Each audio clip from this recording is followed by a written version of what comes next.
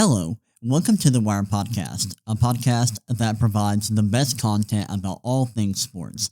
I'm Ryan McCrary, and on today's episode, I am going to be going through my analytical prospect model for the 2025 NFL Draft. I'm going to first talk about what goes into the model, why I created it, how it works. We're going to go through some of the historical results over the last couple of years, and then we're going to get into the early edition of my model's rankings for this year's class. That is the 2025 NFL Draft. This is going to be a shorter episode than usual, but with draft season basically being here right now, I thought this would be a good place or a good time to start our draft coverage. And what a better way to start off my draft coverage than by talking about my analytical prospect model. So that's what we have on tap for today's episode. I hope you're excited. I know I am. And let's go ahead and dive right in.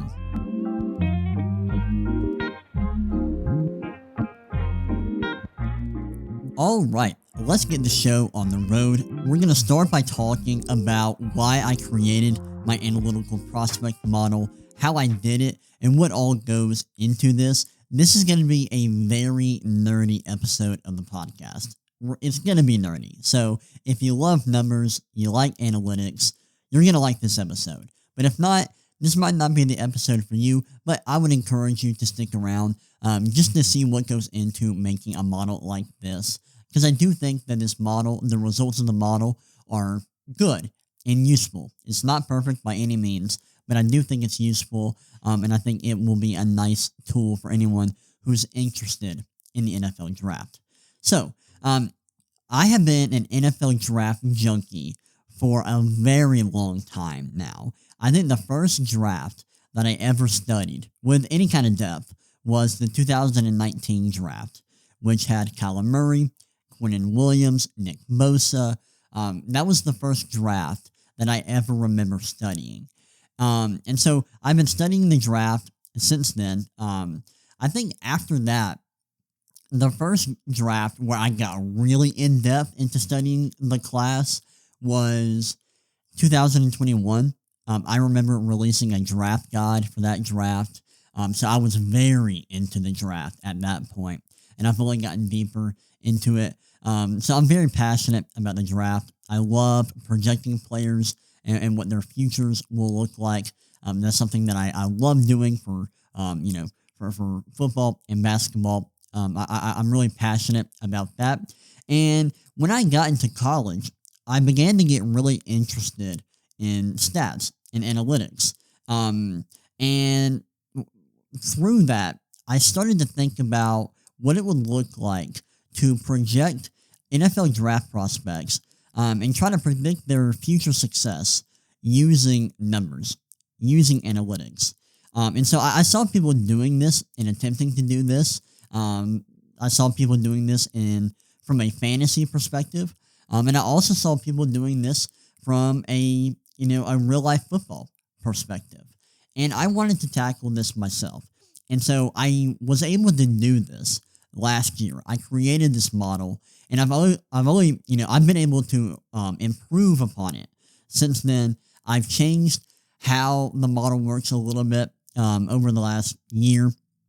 I've also been able to input the current class into my model, so we have rankings for that for this year's draft.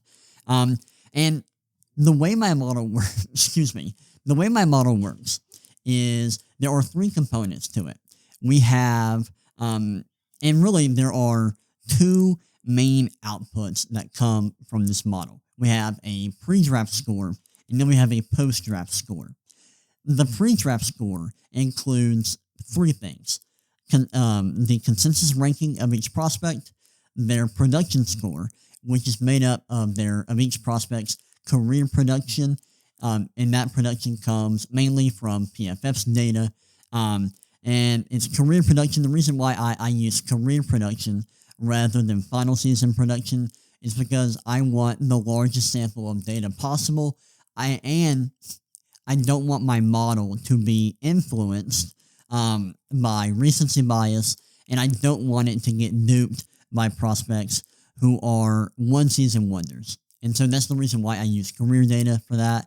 And so each player's production is based on their position, based on correlation to future success, and that future success is measured using a blend of each prospect's PFF grade and their approximate value, which is a stat from Pro Football Reference, through the first 4 years of their NFL career.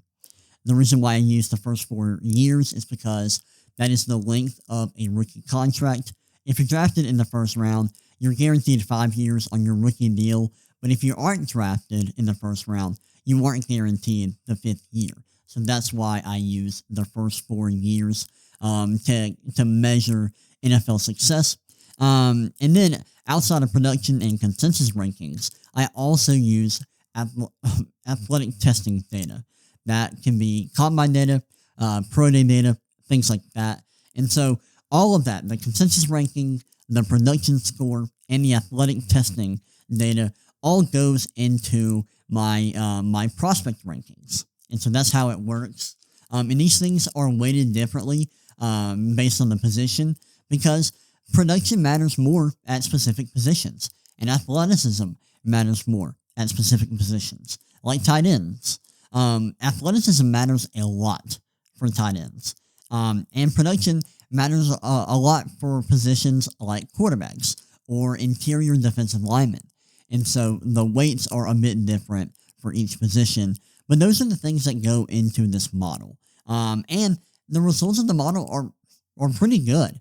For example, my pre-draft score has an R squared of 0.545, and the post-draft score has an R squared of 0.579.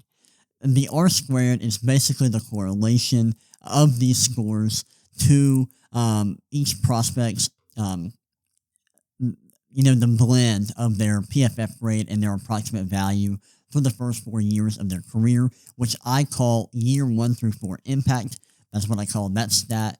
And so the correlation of my pre-draft and post-draft score to the year 1 through 4 impact score is pretty good. That's a very solid number. There's a Twitter account called Gridiron Grading, and they have their own model. They have their own analytical rankings, and I actually took a lot of inspiration from them. Their model has an R squared, the last time I checked, of, I believe, 0.51. So my model's R squared is a bit better than theirs. That's not to suggest that my model is better. There are certainly differences in the way our models work. But I think both of our models are really good. And I think that the R squared of our models proves that. So that's the way my model works and what goes into it and what I am attempting to do. And so I want to go through some of the historical rankings for prospects over the last couple of years. And my model includes players from every draft going back to the 2017 draft. And there are almost 2,000 prospects in this model. There's a lot of players here, a lot of data. And let's go through the top 25 players since 2017 according to my model. So at number 1, we've got Marshawn Lattimore.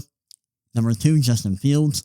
Number 3, Kyler Murray. Number 4, Mason Graham, who was actually in this year's class. Number 5, Quinnen Williams. Number 6, Joe Alt. Number 7, Jamar Chase. Number 8, Marvin Harrison Jr. Number 9, Myles Garrett. Number 10, Ashton Jeanty. Number 11, Caleb Williams. Number 12, Travis Hunter. This is Hunter as a receiver. I actually have Hunter in here twice, once as a receiver and once as a corner. And then we got number 13, Malik Neighbors. Number 14, Drake May. Number 15, Montez Sweat. Number 16, Bijan Robinson. Number 17, Aiden Hutchinson. Number 18, Nick Bosa. Number 19, Denzel Ward.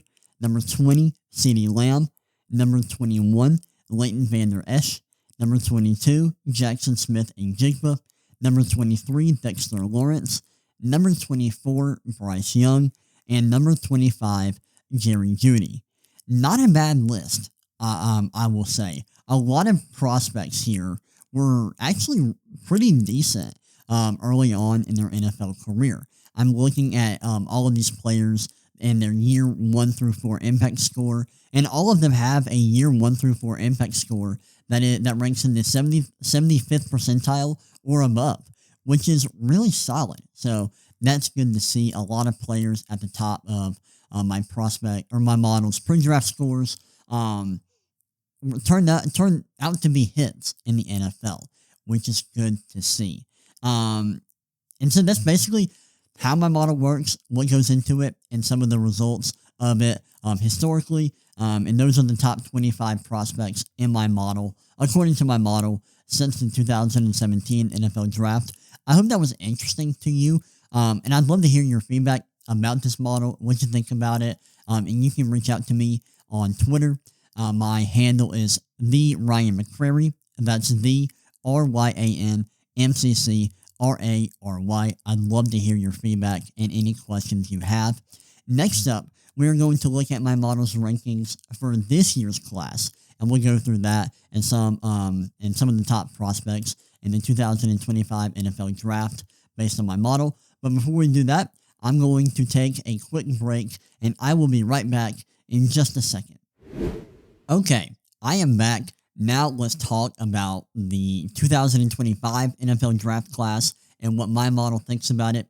So these are a very early edition of my model's rankings for this year's class. These rankings are incomplete because we don't have any athletic testing data for these prospects, and so the model's pre-draft score for this year's class only includes the consensus rankings and each prospect's production score. And because of that, because it only includes those two factors, I think the scores are a bit inflated. And so, for example, this year's class, according to my model, has 24 players with a first-round grade. And that's high. That's more than usual. And I think that will change later down the road as we get further into the process, once we get athletic testing data, because once we get that, certain players will see their rankings dip a bit. And I think that the rankings will regress to the mean a little bit and will become more accurate, and we won't see as many players with such high scores. However, I thought it was very important for us to take a look at the early edition of the rankings and see what my model thinks of these players before we get any kind of athletic testing data, just to see what the process or what my model thinks really early on in the process. So let's go ahead and look at who my model believes are players worth taking in the first round for the 2025 NFL Draft. So at number 1, we've got Mason Graham. Number 2, we've got Ashton Jeanty. Number 3, we have Travis Hunter, the receiver. Like I said earlier, he's in here twice, once as a receiver and again as a corner. Number 4, we got Ted McMillan. And then number 5, we've got Shedeur Sanders. Those are the 5 players with a top 5 grade, according to my model. These players are all very good. They all have production scores of at least 80th percentile, which is very good. You love to see that. Mason Graham, very talented interior defensive lineman.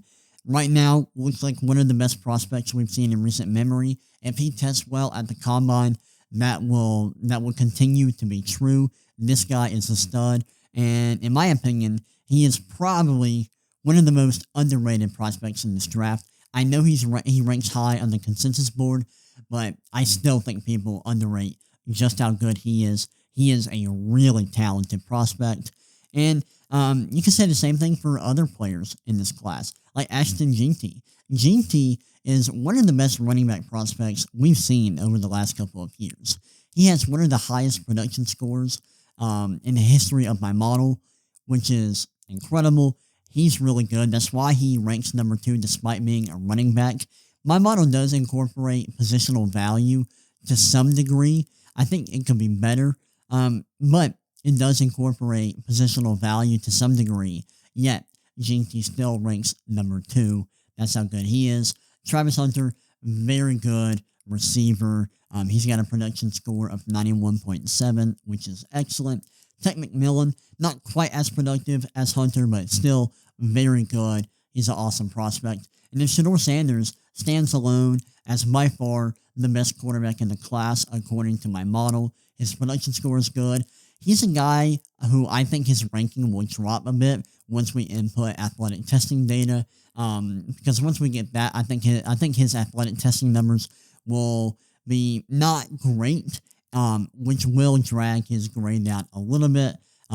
Athleticism actually matters more than you more than you think for quarterbacks, and so I think that could hurt his grade a bit. But for now, he has a top 5 grade, and those are all of the players in this year's class that have a top 5 grade. And then we have, we've got about, how many players have a top 10 grade in this class? We've got 9. 9 players with a top 10 grade, starting out with Mike Green, edge rusher from Marshall. Then we've got Walter Nolan, interior defensive lineman from Ole Miss. Then at number 8, we've got Siobhan Revel Jr., a corner out of East Carolina. And then we have Will Campbell at number 9, tackle from LSU. Number 10, James Pierce Jr., edge rusher from Tennessee. Number 11, Abdul Carter, edge rusher from Penn State. Number 12, Travis Hunter, the corner from Colorado. Number 13, Malachi Starks, safety from Georgia. And number 14, Emeka Egbuka, receiver, Ohio State. We've got a lot of players here with a top 10 grade. Like I said earlier, I think the rankings are a bit inflated for this year's class since the data is incomplete. But we've still got some really good players here. The first 3 players in this group are insane from a production standpoint. That's Mike Green, Walter Nolan, and Siobhan Revel Jr. Those guys all have production scores over 90, which is really good.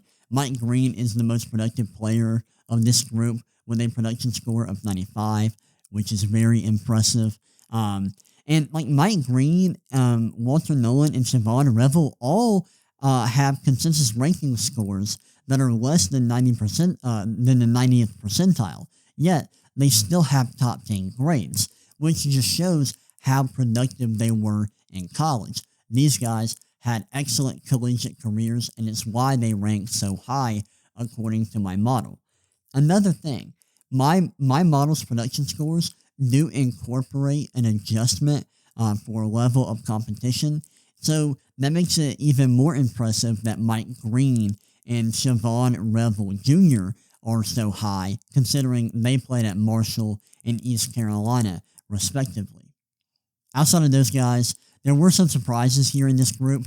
Walter Nolan and Emeka Egbuka ranking this high was surprising to me. I thought that was a bit shocking, but both of those guys were really productive and ranked decently high on the consensus rankings, allowing them to be top 10 caliber players according to my model. And then there are some names that are expected up here, like guys like Will Campbell, James Pierce Jr., Abdul Carter, Travis Hunter, Malachi Starks.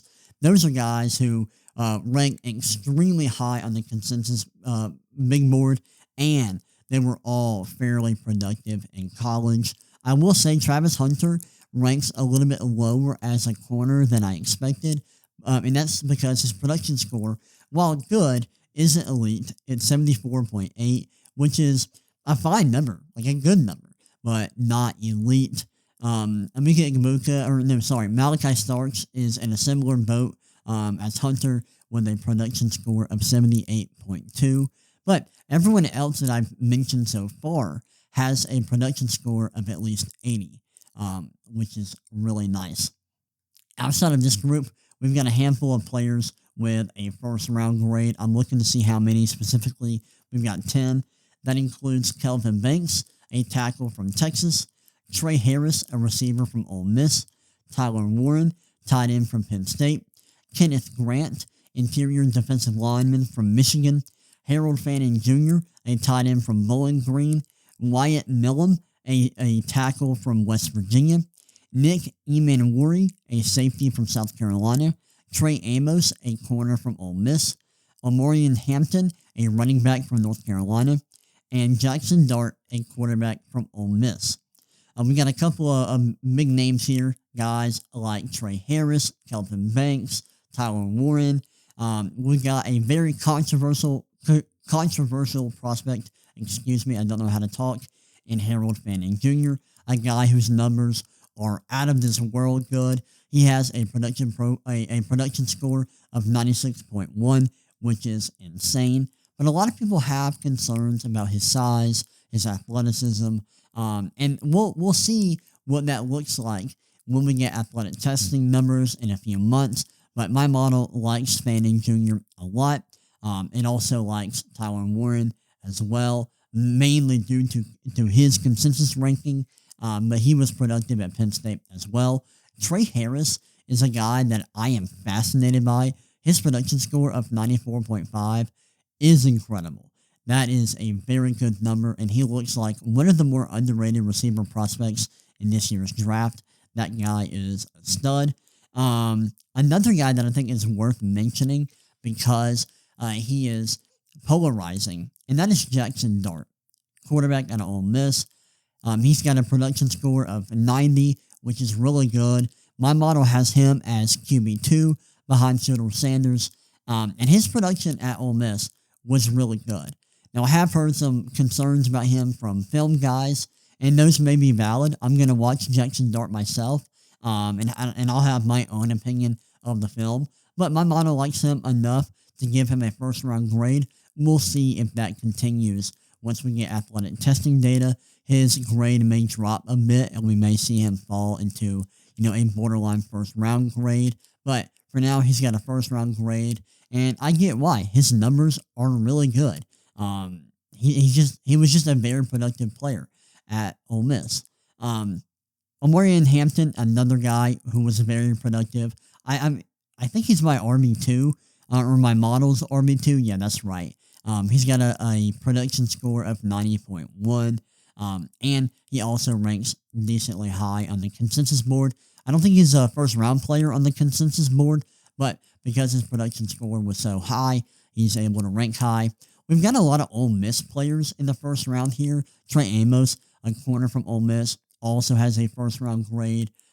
We've got, let's see, 1, 2, 3, 4, I think 4 Ole Miss players in my model's top 25, which is really impressive, seeing a lot of representation for the Rebels here.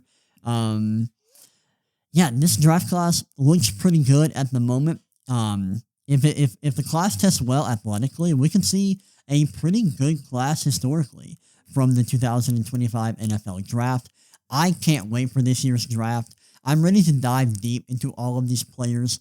There are a few players that I've already done a deep dive into, and I'm hoping to potentially release a draft guide for this draft class.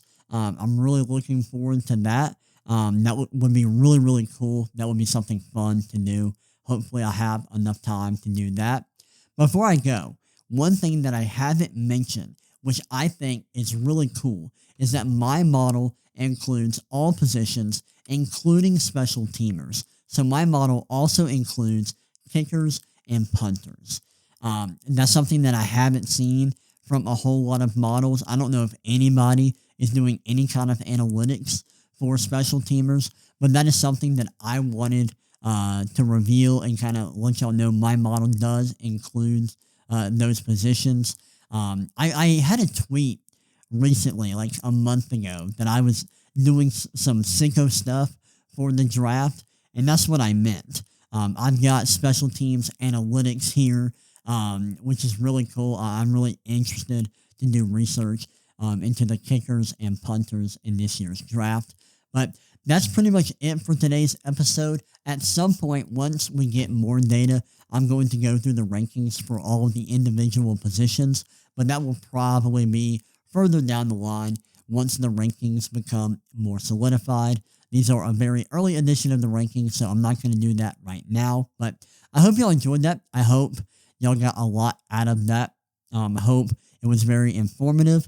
I'd love to hear your feedback on my rankings and how my model works. But yeah, I had a lot of fun on this episode. If you are watching this on YouTube, please leave a like and subscribe. That would help me out a lot. And if you're listening to this on any kind of platform where you get your podcast, like Spotify or Apple Podcast, please leave a 5-star review. That would help me out as well. But that's all I have for y'all today. Hope y'all enjoyed it. I know I did. And I will see y'all next time. Peace.